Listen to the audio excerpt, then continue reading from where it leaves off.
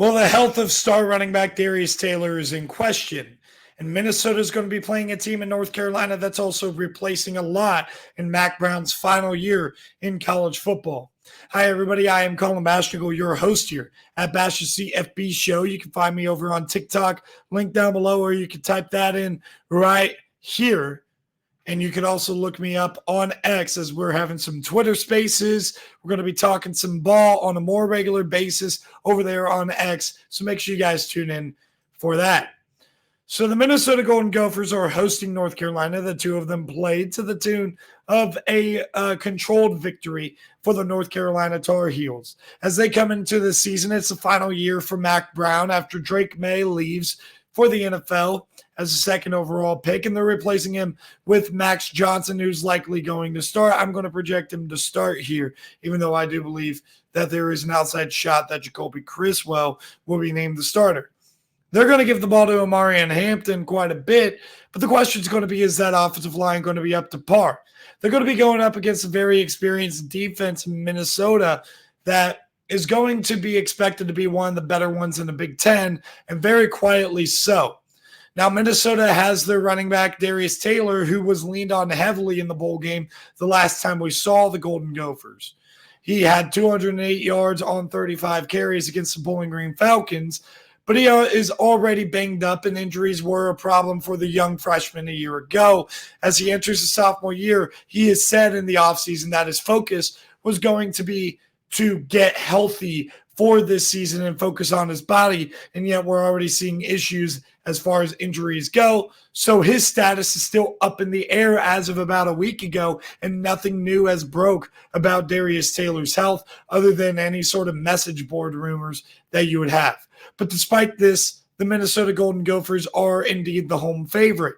And the reason why is because of that defense, but also they bring in Max Brosmer, who comes in from FCS New Hampshire, and he had so many moments where he looked good, including an over 400-yard passing game against the Central Michigan Chippewas, the FBS opponent that New Hampshire had a year ago.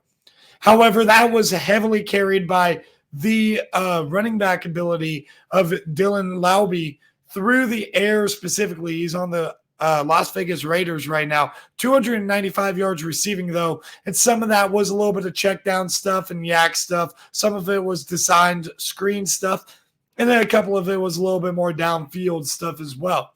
Brosmer definitely played great in that game and played great through the stretch, though.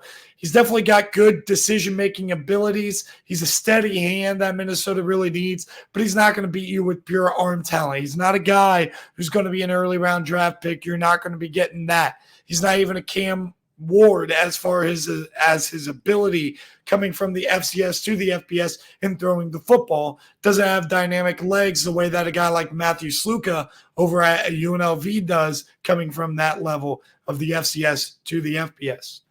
But what he does have is a good balance of it all.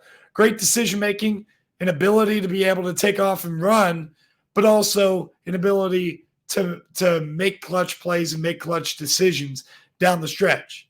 He's going to have Daniel Jackson to throw to this year, who I think is going to be at the peak of his powers after being the wide receiver number one a year ago. He's a guy that's a total package, great hands, great after the catch, a physical finisher when he has the ball in his hands. I think that Daniel Jackson has the potential to have his biggest year as a Minnesota Golden Gopher to date. So now on the North Carolina side, a lot of questions on both sides of the ball, and whether or not their offensive line is going to be up to par, whether or not they're going to have wide receivers up to par, whether or not their quarterback will be good enough. I think their wide receivers will be fine. I think that they will have good tight end play with Copenhaver and Bryson Nesbitt. But I do wonder about the quarterback consistency, and I do wonder about the offensive line's ability to protect. I think that early on, if they do go with Max Johnson, you're going to be craving for that mobility of Jacoby Criswell. And I think Minnesota is going to force North Carolina's hand here to be able to play that backup. And I also don't trust that North Carolina defense, even if it's revamped a little bit, to be able to make enough big-time plays for them to consistently get Minnesota off of the field. If Darius Taylor plays in this game and he is, 90% healthy or whatever the case may be, I think Minnesota runs away with this game. If Darius Taylor doesn't play, I still think Minnesota is going to be able to run the ball, but it might be a tougher challenge for Minnesota to win. One player to me should not make, especially a running back, though, should not make that big of a difference. I think, and I have flipped my tune here, I think the Minnesota Golden Gophers are going to win this ball game. Being 17th in returning production on the defensive side of the ball is absolutely outstanding. They're top 20 in returning production regardless.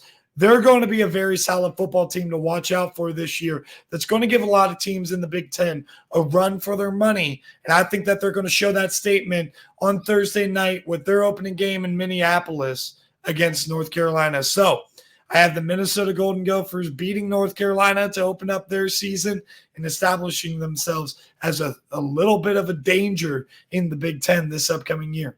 Thank you guys for tuning in. If you made it this far, like the video so that way other people can see it. And I'll see you guys in the next one.